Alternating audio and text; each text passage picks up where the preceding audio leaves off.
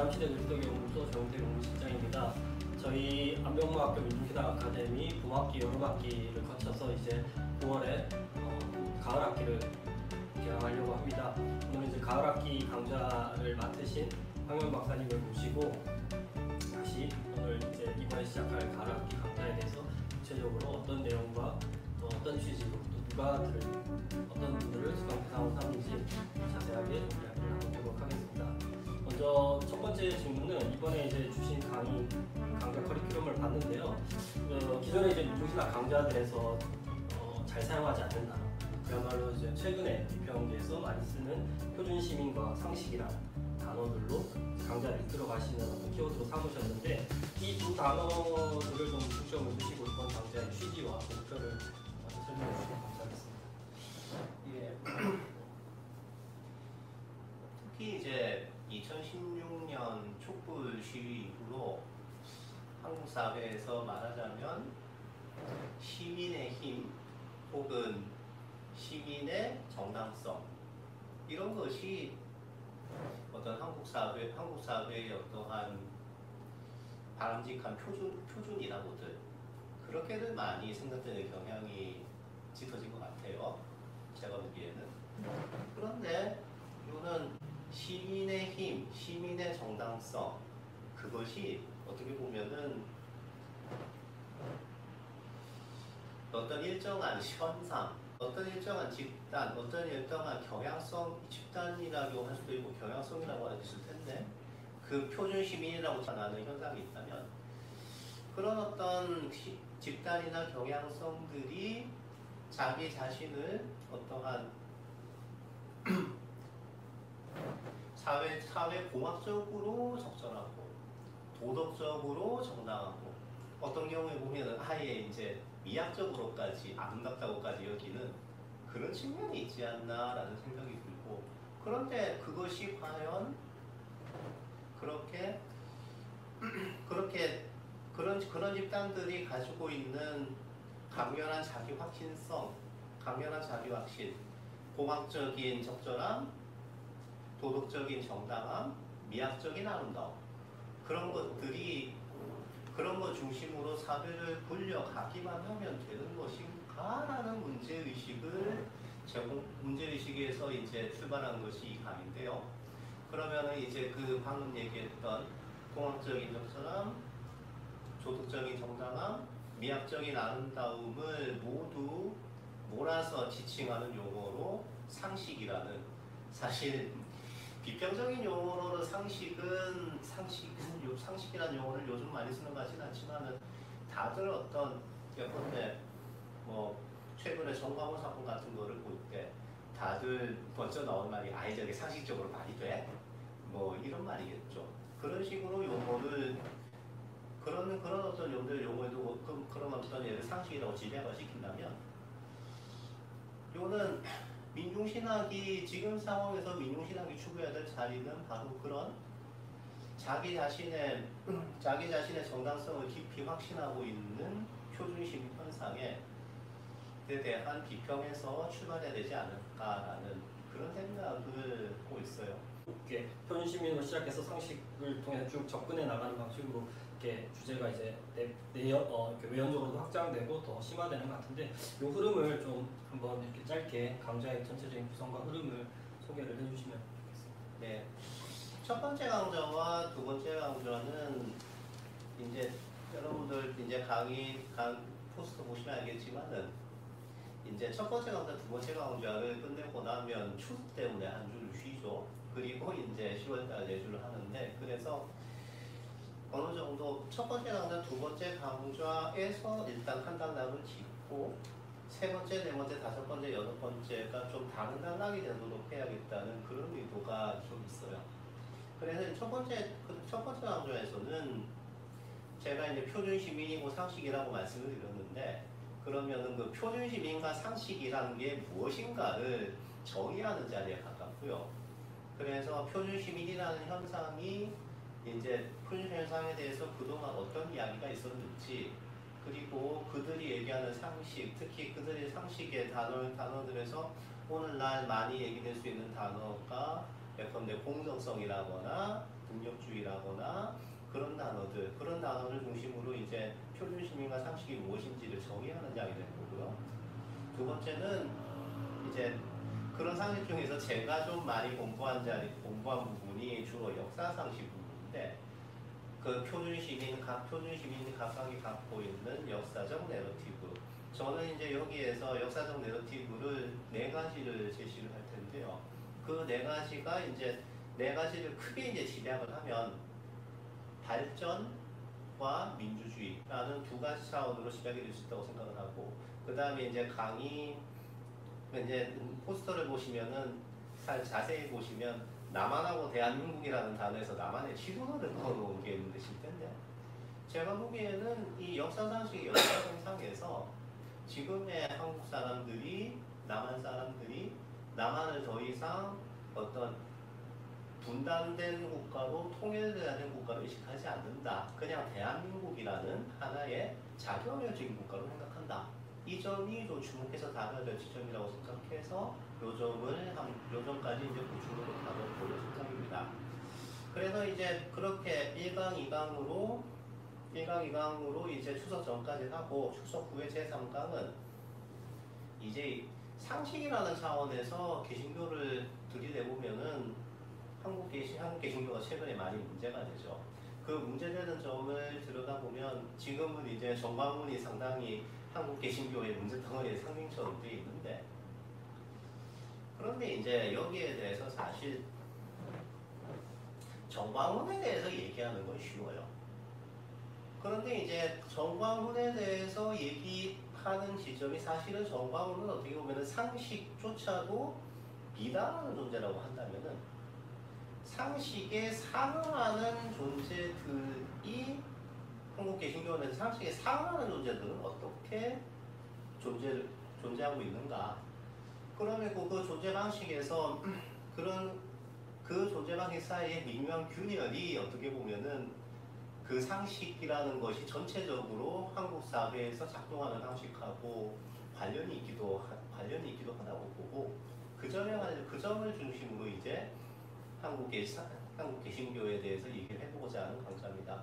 그렇게 해서 3강까지 보고 나면 이제 4강부터는 이제 조금 비판적인 얘기를 하려고 하는데, 4강에는 상식의 거울 내보기라고 해서 이러한 표준 시민의 상식에 대해서 어떤, 주로 이 장에는 좀 이론적인 얘기가 많이 들어갈 텐데, 이 장에서 어떤 반드시 그렇게 생각하기만, 그것이 상식이라고 하는 것이 상식이 아니다, 상식이 당연한 것이 아니다라고 얘기할 수 있는 이론적 거울을 이제 두 가지 차원에서 제시를 하려고 해요. 하나는 동아시아 탈식민주의, 주로 일본과 대만의 논의를 주로 참조할 생각이고, 다른 하나는 최근에 5.18에 관련해서 이제 좀 괜찮은 얘기들이 많이 나오고 있어요.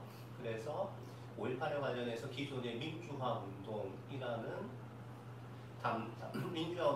상을 넘어서는 이야기들이 많이 제출되는데, 그 이야기들을 가지고 얘기를 해보실 겁니다. 그리고 이제 5강에서는 상식 바깥의 자리에서 살아남기. 여기서는 이제 그런 정광훈이 상식이 아까 미달이라고 표현을 했는데, 어떻게 보면은 표준 시민의 상식의 미달이라기보다는 그 바깥에 있는 소수자들의 존재들, 그리고 이제 그것이 가능하면은 그것이 소수자 운동으로서 사회 운동의 얘기도 하려고 하지만, 그만 사회 운동까지는 가지 않더라도 어떤 그 상식을 자임하는 표준 시민들이 만들어 놓은 세계와 이제 부대끼고 있는 사람들이 거기에서 어떤 일부는 적응하고 혹은 일부는 탈출하고, 그러한 양상이 어떻게 벌어지는가도 될 수 있는 대로 다뤄보려고 그래요. 그것이 제5강의 제5강이고, 제6강은 제5강의 내용을 중심으로 해서 제5강의 내용을 중심으로 해서, 그러면 이거 가지고 과연 신학이라는 게 어떻게 가능한가? 라는 것을 특히 안병호 선생님의 오플로스론에 대한 독해의 역사를 중심으로 다뤄볼 생각입니다. 오플로스론과 민중의 신학은 그것을 중심으로 다뤄보려고 합니다. 네, 감사합니다. 이제 네, 그러면 참 이 강의가 이제 이야기를 들으면 들을수록 이제 정말 지금 이제 한국 사회에서 쟁점이 되고 논란이 되는 어떤 주제들을 굉장히 많이 다루고 또 굉장히 더 깊이 들어가서 한국 사회의 어떤 지배 이데올로기, 사실 이제 표준 시민과 상식이라는 말 자체가, 상식이라는 것 자체가 보통 이제 이데올로기라는 말로 많이들 쓰죠. 이데올로기, 지배 이데올로기다. 요즘 이데올로기라고 하는 말은 일종의 이제 한 사회에서 지배적인 어떤 가치관이나 지배적인 상식, 주범 이런 것들을 포괄하는 용어로 쓰이는데, 좀 더 이제 그런 이데올로기라고 이렇게 이름을 붙이면 벌써 이렇게 딱 그 어떤 이 해석이 이제 작용하지만, 사실 이제 상식이라고 하면 이제 오히려 이 상식이란 말이 이데올로기라는 말에 더 사실은 그 의미에 더 충실하죠. 왜냐하면 이데올로기라고 하는 건 거의 오늘날 이제 이데올로기는 이제 무의식적인 차원에서 우리가 받아들이고 내면화하고 있는 어떤 지배의 어떤 규범이고, 지배 구조를 재생산하는 어떤 세계관이자 상징이자 뭐 이런 걸로 이제 이해가 되니까, 그런 의미에서 상식이라는 말이 굉장히 절묘한 지점을 저는 포착하고 있다고 생각이 듭니다. 그래서 그러면 도대체 이런 이제 표준 시민을 비판하고, 또한 한국 사회의 이 표준 시민이 가지고 있는 상식을 통해서 한국 사회를 비판하는, 한국 사회와 한국 교회를 비판하는 이 강좌를 도대체 어떤 분들이 들으면 좋으실지, 어떤 분들에게 말을 거시고 같이 이렇게 이 고민을 나누고 싶으신지 설명해 주시면 좋겠습니다. 두 가지 차원에 나눠서 설명을 해볼게요. 물론 우선 일반적인 차원에서 얘기한다면은 이렇게 얘기할 수 있을 것 같아요.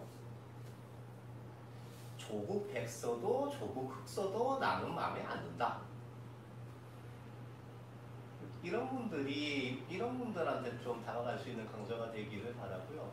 그 다음에 기독교 신자 안에서 관계를 해보면은 정광훈이 상식에 미달한다는 건 100배 동감하지만, 그렇지만 역시 그렇게 기독교 예배라는 것이 마치 지금 상황에서 무슨 금지돼야 될 행동처럼 취급받는 것에 대해서는 아무래도 마음이 좀 찜찜하다. 이런 분들. 이런 두 가지 집단의 분들을 크게 표적으로 하고 있고, 이 두 가지 집단의 분들이 와주시면 좋겠다. 이건 두 가지 속성에 속하는 분들이 우선적으로 와주셨으면 한다라는 말씀을 드리려고 합니다. 이제 또 저희가 이제 준비한 질문은 일단 다 진행이 되었는데, 혹시 이제 이 강좌를 통해서 지금은 또 코로나 전국과 또 맞물리고 지금 한국 사회가 온통 이제 혼란스럽고 여러 가지로 막 그런 상황이 있는데, 지금 이제 이번 강좌가 아까 취지에서도 말씀을 하셨지만, 다시 한번 이제 이 강좌를 통해서 공적으로 이제 이 황 박사님께서 정말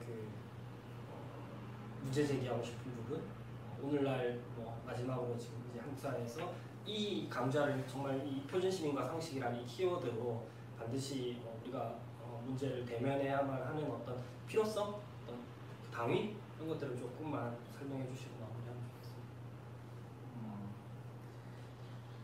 제가 방금 조국 백서, 조국 흑서도 둘 다 마땅치 않은 사람들이라고 말씀드렸는데, 요는 그렇죠. 지금 한국 사회에 이제 진중권이 페이스북을 실고 있으면 언론이 이제 기사 쓰기 바쁘다라고들 그러는데, 그게 어떻게 보면은 담론이 그만큼 항상 지금 이제 정부에 대해서 어떤 비판을 할 지점들이 있다고 하면은, 거기에 대해서 비판 담론을 생성할 수 있는 그러한 기반 자체가 완전히 거의 없어져 버린 상태라는 거겠죠. 그러니 진중권의 그 기고문도 아니고 페이스북 한마디가 기사가 돼버리는.